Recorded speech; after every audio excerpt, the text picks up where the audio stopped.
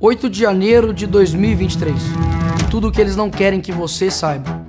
Parcialidade nas prisões, excessos, desproporcionalidade da pena, omissão do governo federal e, por fim, sentenças de morte. Um efeito dominó de erros intencionais que sentenciaram centenas de famílias à inexistência. A partir de hoje, dia 8 de janeiro de 2024, você vai descobrir na série 8 de janeiro toda a face oculta das prisões. Mentiras e sujeiras do governo silenciadas pela grande mídia e pela própria justiça, que levantou o tapete, pegou a vassoura e varreu para debaixo toda e qualquer dignidade humana.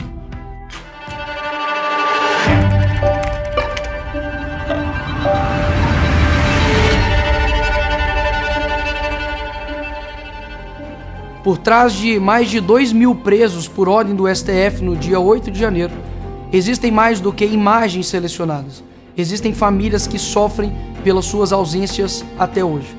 No episódio de número 1, na série 8 de janeiro, você vai conhecer a história do empresário Clériston Pereira da Cunha, conhecido como Clezão, de 46 anos, pai de 2 filhas, que faleceu sob a tutela do Estado, na Papuda, e que sequer estava na esplanada no horário em que o controle deixou de ser mantido. Ele é réu primário, pai de família, trabalhador. Ele tinha problema de coração, pressão alta. Ele passou mal várias vezes lá, viu? Meu esposo morreu de uma forma injusta. 8 de janeiro. Clériston acorda pela manhã como um dia normal e caminha até a sua distribuidora de bebidas, um negócio de família. Clezão sempre foi muito respeitado e admirado na região. Estava feliz, afinal de contas, há pouco tempo, após 33 dias submetido a pulsoterapia e antibióticos, havia vencido a Covid-19. Fato que o deixou com algumas sequelas e com a necessidade de acompanhamento médico. Sua distribuidora era o lugar onde tirava grande parte do seu sustento. Não foi à toa que no domingo, dia 8 de janeiro, até às 16 da tarde, ainda estava por lá, trabalhando. Prova disso, o circuito interno de segurança da própria distribuidora. A minha pergunta para você é: será que realmente o Clezão era um vândalo, golpista, terrorista, como até então o ministro da Justiça Flávio Dino acusava? Não. O Clezão era um brasileiro como qualquer outro que acreditava em um Brasil com suas cores pintadas de verde e amarelo, ainda vivas e reluzentes. No momento em que foi preso, Clezão havia entrado no Senado para se abrigar, enquanto a ação policial usava gás de pimenta e tiros de bala de borracha, uma medida de segurança. De trabalhador a réu. O jogo virou em questão de segundos. Os últimos passos de Clériston Pereira da Cunha, em liberdade, se tornaram em passos que o levariam para a prisão em um piscar de olhos. Clezão foi criado e educado para viver do seu próprio suor. Era trabalhador e casado há mais de 25 anos com Jane Duarte. Mas agora, o inimigo foi selecionado sem argumentos, sem razão. É revoltante saber que um pai de família, réu primário, não tem antecedentes criminais, fica 10 meses preso numa cadeia sem ter cometido crime, estado, sem ter roubado, tomando medicamento com comorbidade e não ser visto. Ele estava lá em paz, ele estava lá não quebrando. Ele jamais iria fazer isso, jamais. Clezão estava preso sem provas, sem voz, sem chance.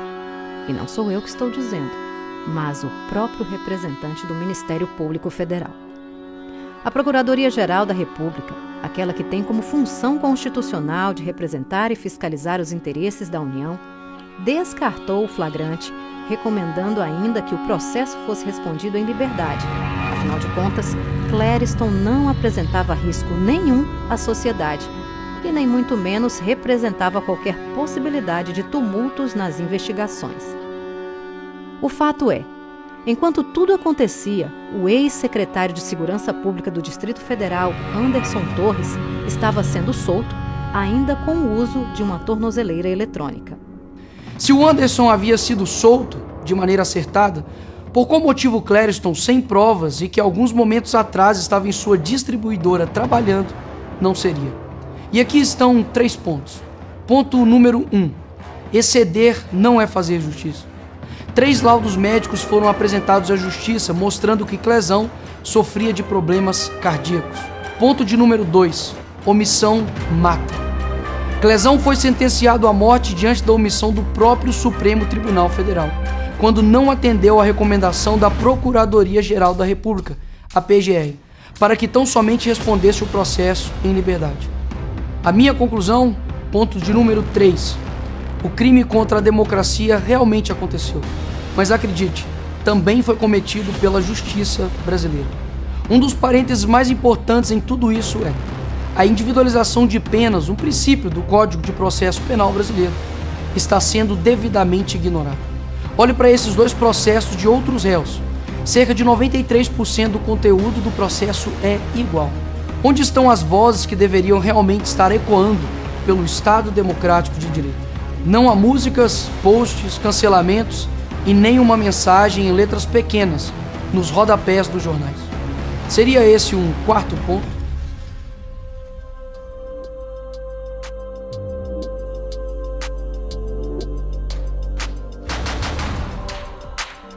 10 meses preso, sem ter cometido crime, sem ser ouvido. Acredite, esse vídeo não é sobre política, é sobre vida, dignidade e sobre humanidade. Dia 20 de novembro, por volta das 10 da manhã, um ataque fulminante. Clezão estava pela bandeira, pela ordem e pelo progresso, pela paz, e assim se foi em paz. Uma dor que não se resolve com dipirona. Um ataque final contra a família, contra os sonhos, contra um brasileiro comum. Direitos humanos não vimos e sequer realmente ouvimos. Algum esclarecimento do que realmente aconteceu? Haverão responsabilizados pela morte de um pai de família? Um brasileiro se foi. Quem será o culpado? Por que o silêncio? O problema nunca foi o que acontece, mas com quem acontece. Se os 9 medicamentos que o Clériston precisava tomar por dia e assim mantê-lo vivo foram também ignorados, a memória de um homem comum, trabalhador, honesto, pai de família e construtor de um futuro melhor há de mantê-lo vivo. O sonho dele era ver as filhas formadas. Clériston Pereira da Cunha, um inimigo selecionado.